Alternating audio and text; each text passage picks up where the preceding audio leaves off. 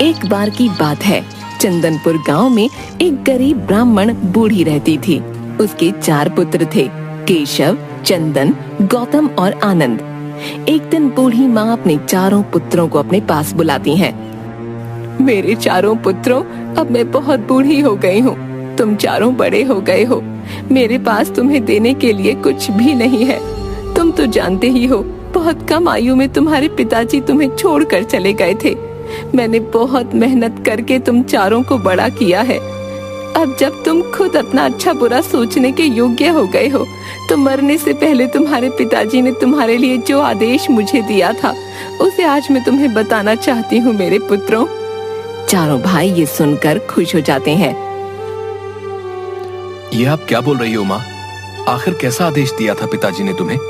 बताओ हमें। हाँ माँ, बताओ, तुम किस आदेश की बात कर रही हो? ऐसा कौन सा आदेश है जिसे पिताजी हमें देकर गए माँ?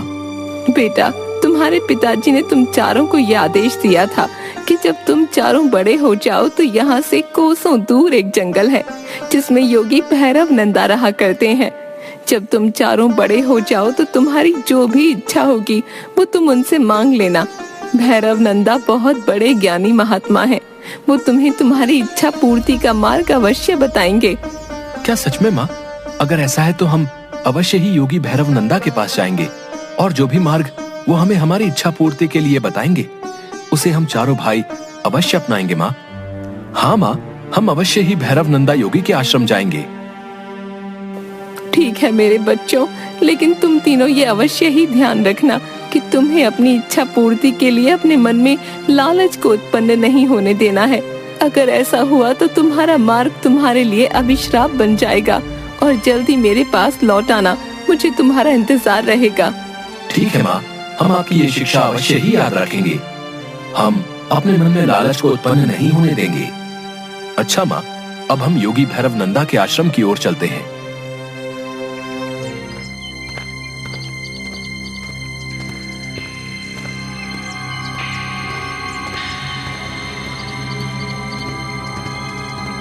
भाइयों, क्या सच में गुरुजी के पास दिव्य शक्तियां हैं या बस सब बातें हवा में ही हैं?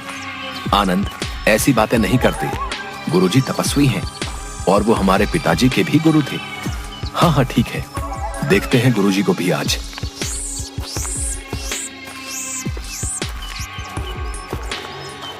थोड़ी दूर चलने पर उन्हें भैरव नंदा का आश्रम दिखाई पड़ा।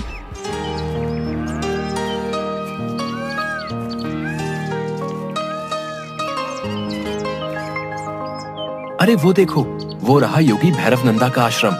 चलो उस ओर चलते हैं। तभी वो 4 आश्रम में जाते हैं। वहाँ उन्हें योगी भैरव नंदा ईश्वर के ध्यान में मग्न आश्रम के बाहर बैठे दिखते हैं। प्रणाम गुरुजी, अपनी आंखें खोलिए। हम बहुत दूर से आपसे भेंट करने आए हैं। हमें हमारी माता ने आपके पास भेजा है। आंखें खोलिए गुरुजी। क्या बात है बालकों, आखिर कौन हो तुम और कौन है तुम्हारी माता जिसने तुम्हें हमारे पास भेजा है? हम ब्राह्मण विश्वासनाथ के पुत्र हैं। गुरुजी, हमें हमारी माता ने आपके पास अपनी इच्छा की पूर्ति के लिए भेजा है। हमारे पिता ने संसार को त्याग करने से पहले हमारे लिए एक आदेश दिया था कि जब हम 4 बड़े हो जाएंगे तो अपनी इच्छा पूर्ति के लिए आपके पास चले आएं। अच्छा, तो तुम विश्वासनाथ के पुत्र हो। अब मैं सब समझ गया हूँ। तुम्हारा पिता मेरा बहुत ही प्रिय शिष्य था। एक दिन उसने मुझसे एक वरदान मांगा कि भविष्य में जब मेरे 4 पुत्र तुम्हारे पास आएंगे तो जो भी उनकी इच्छा होगी वो मैं अवश्य ही पूरी करूंगा। बताओ विश्वनाथ के पुत्रों, तुम्हारी क्या इच्छाएं हैं? मैं अवश्य ही तुम्हारी इच्छा पूर्ति में सहायता करूंगा।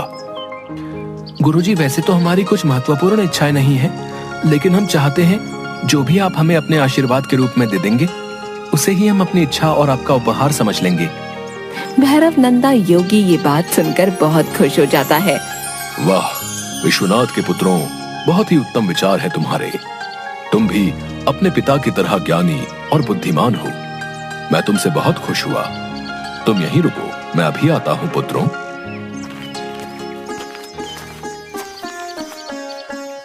अरे अरे, ये क्या बोल दिया भैया ने? ये योगी भैरव नंदा योगी तो हमें बहुत कुछ दे सकता है, लेकिन लगता है भैया की बुद्धि पर तो पत्थर ही पड़ गए हैं। अब ना जाने ये योगी हमें क्या ही उपहार में देगा, और जो देगा वो हमारे काम का होगा भी या नहीं, भगवान जाने। मुझे मौका मिलता तो मैं इतना धन दौलत मांगता कि 7 पुश्तें आराम से खाती। हाँ। जिसके बाद भैरव नंदा अपने आश्रम की कुटिया में जाता है और 4 जमीन खोदने वाली कुदाल लेकर आता है और चारों को एक एक कुदाल दे देता है। ये देखकर चारों बहुत हैरान हो जाते हैं। गुरुजी, इस कुदाल का भला हम क्या करेंगे? क्या ये हमारे किसी कार्य में उपयोग में लाई जा सकती है गुरुजी? हाँ गुरुजी, भला ये कुदाल हमारे किस काम की? इस कुदाल का भला हम क्या करेंगे? ये कुदाल ही मेरा तुम्हारे लिए उपहार है पुत्रों। इसके द्वारा ही तुम्हें मेरे द्वारा दिए गए उपहार प्राप्त होंगे। तुम आगे जंगल में जाकर जिस भी स्थान में इस कुदाल को जिस भी जमीन पर चलाओगे वहीं तुम्हें तुम्हारा उपहार मिल जाएगा। लेकिन पुत्रों, ये ध्यान रखना, ज्यादा अधिक उपहार की अपेक्षा मत करना, वरना तुम्हारा सर्वनाश हो जाएगा। ठीक है गुरुजी, हम आपकी ये बात अवश्य ही ध्यान में रखेंगे। हम किसी भी लालचवश अधिक उपहार की अपेक्षा नहीं करेंगे। जिसके बाद वो चारों अपनी अपनी कुदाल लेकर जंगल की ओर निकल पड़ते हैं।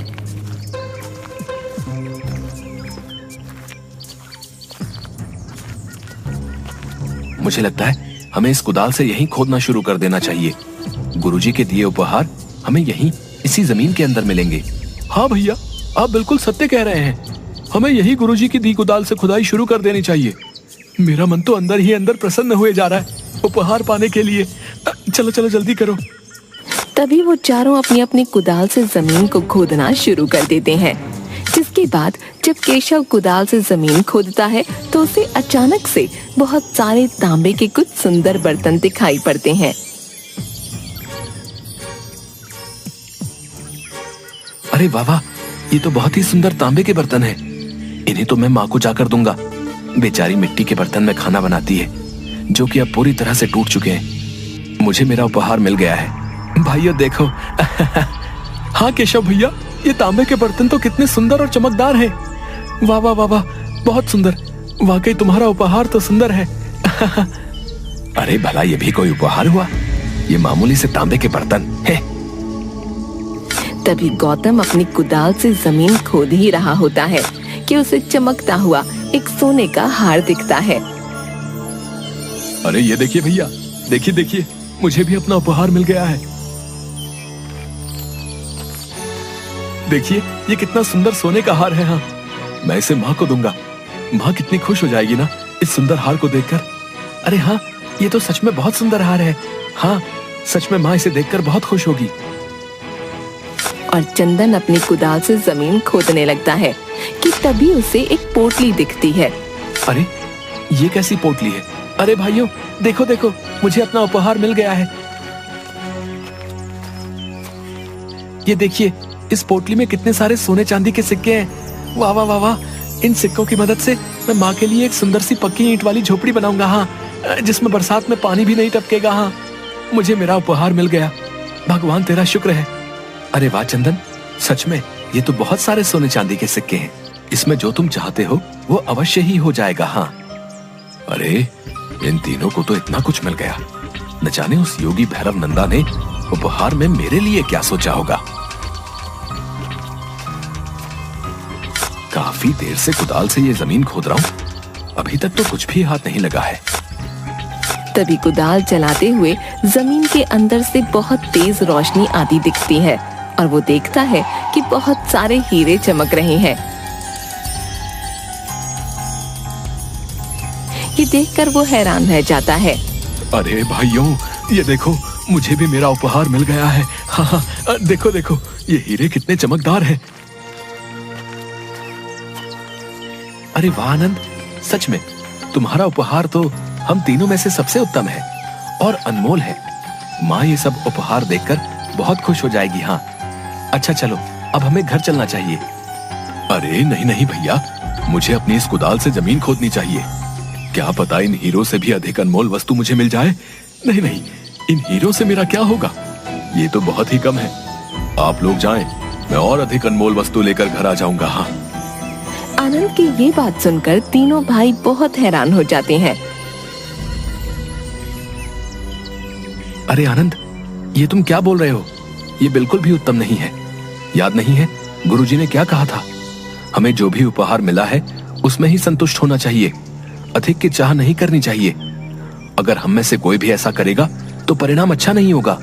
हाँ, आनंद भैया सत्य ही बोल रहे हैं। चलो अब हमें घर की ओर लौट जाना चाहिए, माँ हमारा इंतजार कर रही होगी। नहीं भैया, मैं बस इन हीरों को लेकर माँ के पास नहीं जाऊंगा। हाँ, मुझे और अधिक और अनमोल उपहार की तलाश है। मुझे विश्वास है वो मुझे इसी जमीन के अंदर मिलेगा। इतने कम धन से मेरा कुछ नहीं होने वाला। मुझे तो बहुत सारा धन चाहिए जो कि यहाँ जमीन के अंदर जरूर दफन है। तुम लोग जाओ माँ के पास, मैं अपना कीमती और बहुमूल्य उपहार लेकर रहूंगा। हाँ। और वो जमीन खोदने लगता है। काफी देर तक जमीन खोदने के बाद उसे जमीन में एक बहुत बड़ी सुरंग दिखाई देती है और अचानक से आनंद के हाथों से कुदाल छूटकर उस सुरंग में गिर जाती है, जिसकी वजह से आनंद का पैर फिसल जाता है और आनंद चिल्लाता हुआ उस सुरंग के अंदर गिर जाता है। अरे बचाओ मुझे, ये क्या हो गया? मेरा अनमोल उपहार, बचाओ बचाओ। तभी ये दृश्य देखकर उसके तीनों भाई हैरान हो जाते हैं। ये तुमने क्या कर दिया आनंद? अपने लालच के कारणवश तुम अपनी ही बनाई सुरंग में गिर गए। इसीलिए ही भैरव नंदा गुरुजी ने ये कहा था कि तुम्हारा लालच ही तुम्हारे सर्वनाश की ओर ले जाएगा। ये तुमने क्या कर दिया आनंद? अरे मेरे भाई, तुम्हें तुम्हारा लालच ले डूबा। अब हम क्या करेंगे? वापस आ जाओ भाई, भाई बाहर आ जाओ भाई, मेरा प्यारा भाई। और तीनों भाई फूट फूट कर रोने लगते हैं। किसी ने सच ही कहा है कि हमें धैर्य और सब्र से काम लेना चाहिए। लालच विनाश का कारण है। यहाँ अगर आनंद कम धन में संतुष्टि कर लेता तो उसे मौत के मुंह में जाना नहीं पड़ता।